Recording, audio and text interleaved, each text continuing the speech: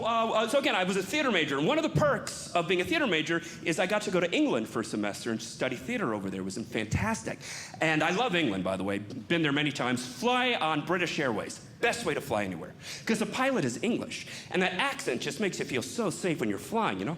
Like we're getting ready to land, the pilot comes on. Ladies and gentlemen, we are making our final approach into Heathrow International Airport. Isn't that lovely? Beats the heck out of flying here. You fly anywhere in the States and the pilot makes an announcement, he just sounds like a bored redneck. Just like,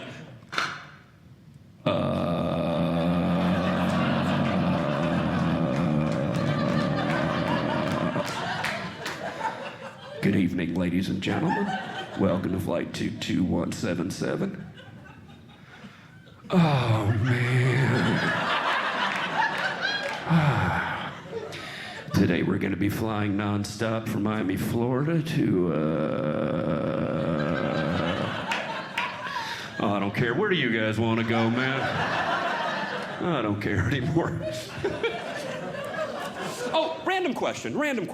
Let's say you're walking down the street, doesn't matter where, walking down the street, and all of a sudden you start to hear a child start to scream and cry. Immediately, your first thought is that kid okay? You know, it doesn't matter if it's your kid or if you even have kids. You hear a child scream and cry, and there's something instinctual in our DNA that says, I have to make sure the kid's okay. Yet, when you're on a plane, and you hear a child start to scream and cry, your first thought is always, if somebody doesn't shut that thing up, I swear on all that is holy, I'm gonna throw it off the plane. This is actually a couple months ago. I was flying somewhere, and there was a kid maybe about 2-3 rows ahead of me just screaming his head off, and I'm just seething, going, oh, why did it have to be this flight? And then I felt really bad, because I noticed the kid wasn't feeling well. I assume this because I saw the mother take his temperature. And we all know temperature protocol now. She had the little device, she put it against his head, pushed a button, bing, knew the temperature. It's very convenient. Not very fair, though, because I don't know about you, but when I was younger, and my parents needed to take my temperature, right? They didn't have a little thing and put it in my head. No, they took this. And they put it in a place it was not meant to go up. And that was normal, by the way. Like, if you walk in anyone's house now and see them sticking anything near a kid's backside, you're calling Child Protective Services. Back in my day, you called it good parenting. That's how it was for me and my brother. My mom's like, honey, you feel a little warm. Let me take your temperature. Nope, I'm good, Mom, I'm good. I'm good. But you just threw up. Rather throw up than go up. Rather throw up than go up. Yep.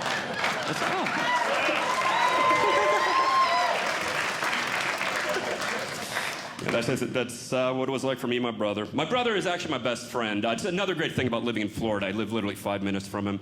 And he's my younger brother, and he's married, got a beautiful family, beautiful wife, 2 little girls, my nieces. And he was the first to get married. I'm not sure if anyone else has had that situation where somebody younger than you in your family gets married first. Very awkward at the wedding. There's always one person that's got to make you feel guilty about it. That was my aunt.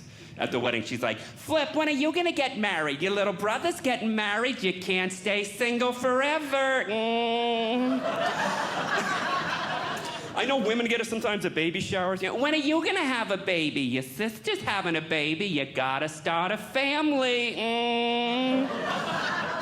I say if you do it at those family functions, you should do them at every family function, you know? Like funerals. When are you gonna die, Uncle Larry, huh? You're older than him, you can't live forever. Wow, I lost you guys. I went a little bit like, oh, poor Uncle Larry. That wasn't nice. There isn't an Uncle Larry. It's okay to laugh at that one, guys. We really were taking that a little too seriously, weren't we?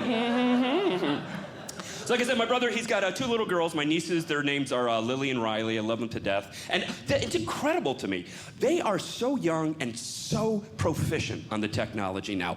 Riley, she is 6, and when she was 3, she could navigate an iPad like it was nothing. It's insane. Kids are getting better and better at younger and younger ages. I'm telling you, we're getting to a point to where a child is just gonna literally come out of the womb with a cell phone and a TikTok account. That's where we're heading.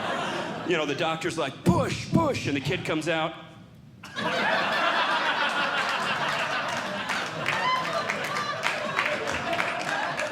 What's up, guys? Just got here.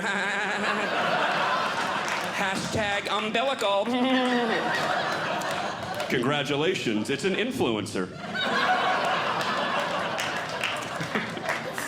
Last year was fun. We actually took a family cruise down to Mexico. It was a really good time. And what's great is my brother and I, again, we grew up in South Florida, so we've been around oceans and beaches our whole lives. So we used to cruise all the time. And before we went on the cruise, we took a little, had dinner at my parents' house going through some old pictures.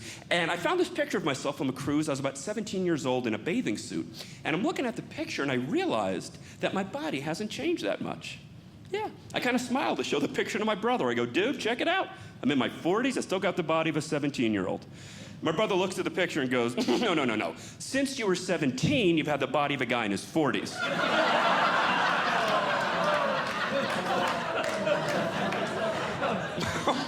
You guys are groaning at that and the Uncle Larry joke. So I'm like, sadly, that one was true. It's all right. The cruise was amazing. We went, like I said, we went down to Mexico. Has anybody ever been down to Cozumel, Mexico, by any chance? Yeah, oh, right here in the front. It's beautiful down there, right? A lot of pushy vendors, though. A lot of pushy vendors on those beaches. I was walking along the beach in Cozumel, and this guy comes up to me. He's a vendor. He's got this big box of wooden turtles, and he's just shoving them in my face, going, hey, amigo, tortuga?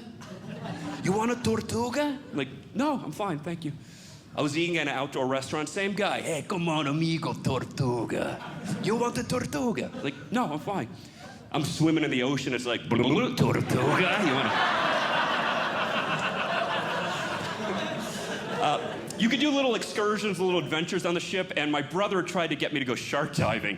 He goes, bro, come on, it's gonna be awesome, it's great. What they do is they take you in the middle of the ocean, put you in a cage, they lower you like 30 feet, you get out, there's sharks everywhere swimming like this close to your face, it's insane. And I'm like, ooh, I don't know, man. I mean, come on, the water's gonna be dirty, I won't be able to see anything, it's gonna just be too dirty. He goes, what are you talking about, dude? The water's crystal clear. I go, trust me.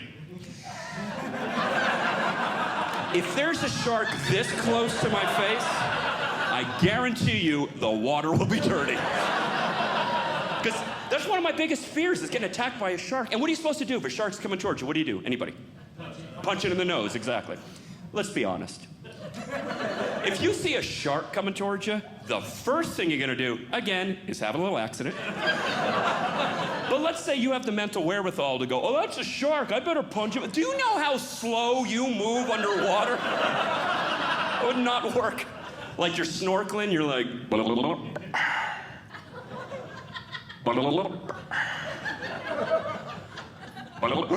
oh no! A shark!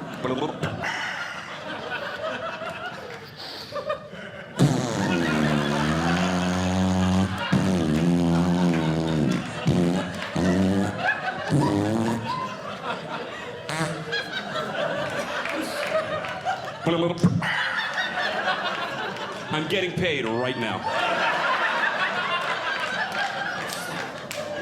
Well, I better punch him in the nose. You're dead, man. You're dead. Like,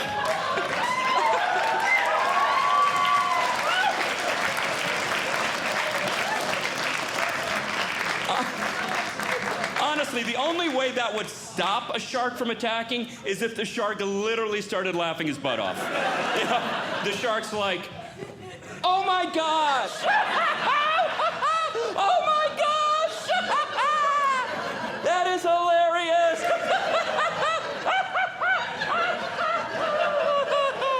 You know, usually I'd be killing you, but right now you are killing me.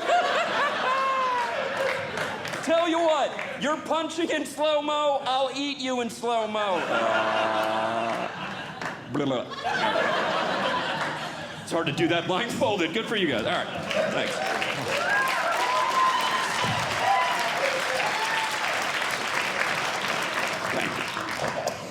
Actually, this is what was incredible for me, too.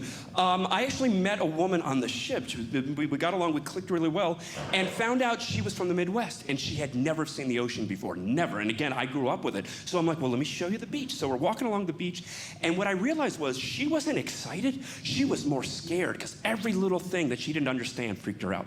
Like, again, we're walking along the beach. She was a little closer to the water, and she's like, so anyway, I was just, oh my God, wait, what is that? What is that? And I'm like, that's seaweed.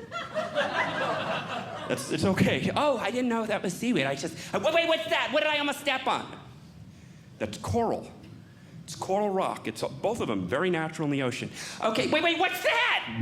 Tortuga, you wanted to... He came back for that joke. What a nice guy.